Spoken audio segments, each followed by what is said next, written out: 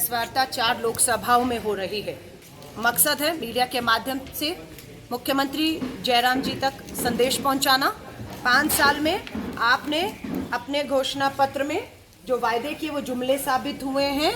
इन पे अब महिलाएं आपसे जवाब मांग रही हैं। हम लोगों ने रिपोर्ट कार्ड के तौर पर भाजपा का घोषणा पत्र 2017 का हाथ में लिया, महिलाओं के बीच लेकर गए। कितने नंबर मिलते हैं? महिलाओं ने 0 नंबर दिया है भाजपा की जयराम सरकार को।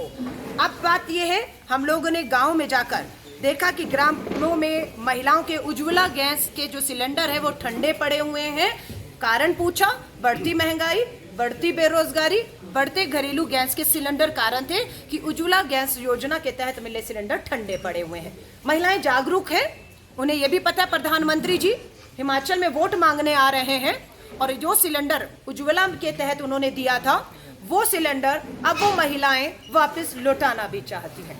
उम्मीद करते हैं मुख्यमंत्री जयराम जी आप प्रधानमंत्री जी को बता दीजिए कि पूरे हिमाचल की महिलाएं महंगाई, बेरोजगारी और बढ़ती कीमतों के कारण उज्ज्वला गैस के ठंडे बंद पड़े सिलेंडर को वापस लौटाना चाहती हैं। अगर प्रधानमंत्री जी नहीं चाहते कि वो सिलेंडर वापस किए जाएं तो दिल्ली से हिमाचल आने से पहले इस बात की घोषणा करके आए कि एलपीजी गैस सिलेंडर घरेलू की कीमत जो कांग्रेस के समय पर 500 रुपए थी उसकी कीमत अब 1100-1200 रुपए नहीं 500 की जाती है। वरना महिला कांग्रेस पूरी तरह से हिमाचल की इन महिलाओं की ताकत बनकर, इनकी आवाज बनकर बोलेगी।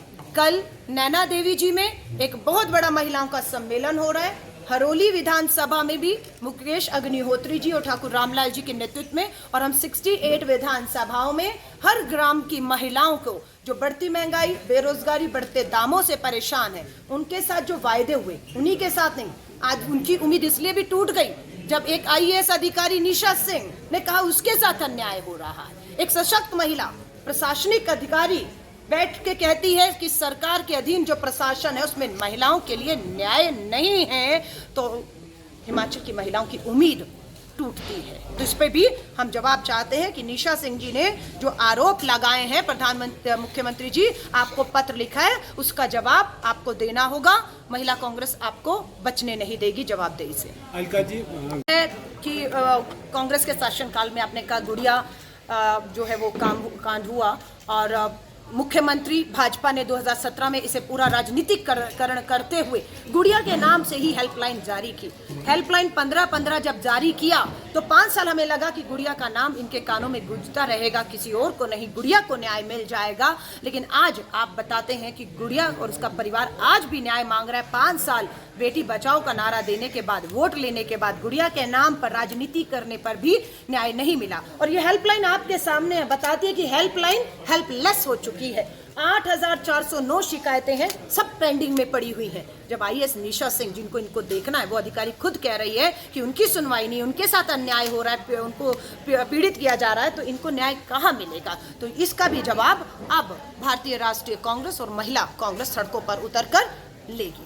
जैसा कि आज कांग्रेस की राष्ट्रीय प्रवक्ता अलका लांबा जी ने अपने वक्तव्य में कहा और उन्होंने ये पूछा है भारतीय जनता पार्टी से और उनकी सरकार, हमारी सरकार से, कि हमने महिलाओं के लिए क्या किया।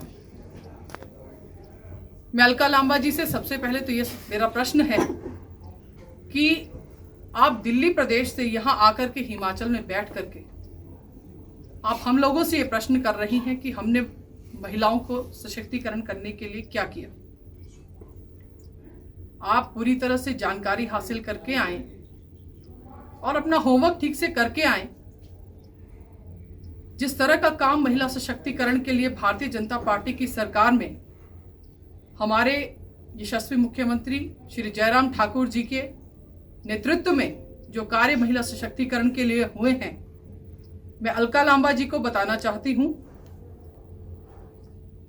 कि चाहे वो एक गरीब बिटिया की शादी की बात हो तो उसमें पहले 31,000 रुपए दिया जाता था, उसे बढ़ाकर के 51,000 रुपए प्रति किया गया, जिसके लिए कि आप चाहें तो आप शादी से 2 महीने पहले आप उसके लिए अप्लाई कर सकते हैं। और शादी के 6 महीने बाद तक आपको ये राशि मिलने की जो है मिलती है। हम विधवा की बात करें तो विधवाओं को लेकर के उन्हें पेंशन अगर किसी ने दी, उनके बारे में अगर किसी ने सोचा, उनकी पेंशन में जो वृद्धि की गई तो वो हमारी सरकार भारतीय जनता पार्टी की सरकार में हुई। विधवा पुनर्विवाह की बात करें तो जिसमें पहले हमारी उन बहनों को 50,000 रुपए मिलता था, उसे बढ़ाकर के 65,000 रुपए किया गया। और उससे भी बढ़ के यहां पर मैं एक योजना का जिक्र करना चाहूंगी जो हमारे मुख्यमंत्री जी ने पहल इस प्रदेश में की है, मुख्यमंत्री स्वावलंबन योजना की। या आपके होम स्टेज बनाना हो या आपकी छोटी छोटी इंडस्ट्रीज लगाना हो, तो उसमें लेकर के 35% सब्सिडी का प्रावधान अगर किसी ने किया तो भारतीय जनता पार्टी की सरकार में, माननीय मुख्यमंत्री श्री जयराम ठाकुर जी की सरकार में, वो बहनों को सशक्तिकरण करने के लिए, उन्हें जॉब सीकर से जॉब क्रिएटर बनाने के लिए हमने वो सुविधा जो है भारतीय जनता पार्टी की सरकार में अपनी बहनों को दी है। और उससे भी आगे बढ़ के मैं अपनी बात को यहाँ पर समाप्त करना चाहूंगी कि उज्ज्वला गृहिणी योजना में, जो गृहिणी सुविधा योजना है, जिसमें कि हमने धुआं मुक्त राज्य बनाने का प्रण लिया था और आज हमारा प्रदेश जो है वो पूरी तरह से धुआं मुक्त हो चुका है। उसमें गृहिणी सुविधा योजना में हर घर में सिलेंडर और हर घर में चूल्हा अगर किसी ने दिया तो वो भारतीय जनता पार्टी की सरकार में, माननीय मुख्यमंत्री श्री जयराम ठाकुर जी की सरकार ने दिया। मैं इससे ज्यादा अपनी बात लंबी नहीं कहूंगी क्योंकि आज ये प्रश्न खड़ा किया है कांग्रेस की राष्ट्रीय प्रवक्ता अलका लांबा जी ने, तो मैं उन्हें बताना चाहती हूं कि आगे से वो जब भी इस तरह के प्रश्न खड़े करें तो सबसे पहले वो तो होमवर्क कर लें और उसके बाद ही वो ये प्रश्न करें तो ज्यादा अच्छा होगा।